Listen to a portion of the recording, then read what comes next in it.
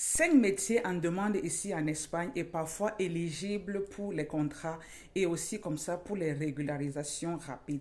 Donc si tu es une personne, tu vis ici en Espagne, tu as des difficultés à pouvoir renouveler ton contrat ou alors tu as des difficultés à trouver du travail, il faut te former dans 5 de ces domaines ou alors si tu as déjà ces formations-là, il faut postuler dans les boulots parce que rapidement, on va te contrater parce que ce sont les boulots qui sont de l'heure, ce sont les boulots qu'on recherche.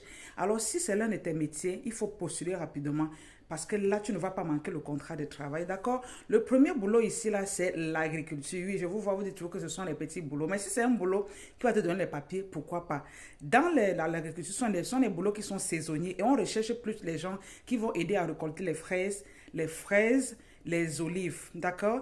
Le deuxième boulot ici, là, ou bien le deuxième métier ici, là, c'est dans les bâtiments et la construction.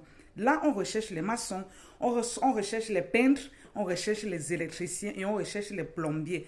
Donc, si tu connais un de ces métiers-là et que tu sais, tu as déjà ta formation, il faut postuler parce qu'on te cherche. Tu ne vas pas manquer le boulot. Je précise bien, il faut être sur le territoire espagnol, d'accord? Si c'est hors de l'Espagne, vous pouvez chercher les procédures pour pouvoir arriver ici, tout en sachant que c'est un métier où on recherche beaucoup de main-d'œuvre. Le troisième boulot ici, là, c'est le service à des personnes, d'accord? Ça peut être les aides-soignantes, ça peut être les ménagères, les auxiliaires de vie, là. Donc, si vous cherchez du boulot, inscrivez-vous dans ce type de formation, d'accord?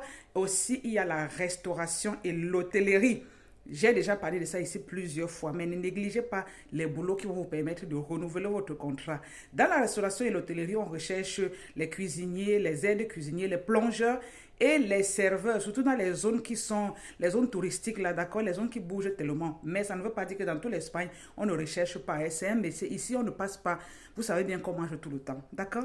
Et ici, ils recherchent beaucoup les gens dans ce secteur-là. Également ici, la livraison et les transports. Ce type de personnes-là qui font des repartos à domicile, d'accord? On appelle ça quoi? Oh, les transports, ceux qui font...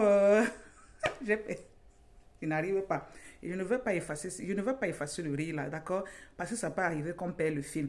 Je n'arrive pas à le dire en français. Ces personnes-là qui font souvent la logistique, assurent la logistique en vélo ou bien en voiture. Donc, c'est un boulot que vous pouvez faire même en dehors de votre boulot. Si vous avez déjà un boulot qui vous donne seulement un peu d'heures, vous pouvez aussi postuler à ce boulot-là pour vous faire comme ça un argent extra. Alors, parmi ces 5 boulots-ci, ces 5 métiers-ci, quel est le métier que tu fais déjà? Et si c'est quelque chose qui t'a rapidement donné le contrat, mets-le en commentaire. Certainement, ça va aider une personne qui serait dans le besoin, d'accord? Et surtout, si tu es arrivé jusqu'ici, abonne-toi à la page et reste connecté pour ne pas perdre les vidéos pareilles et les tips sur l'Espagne, ok?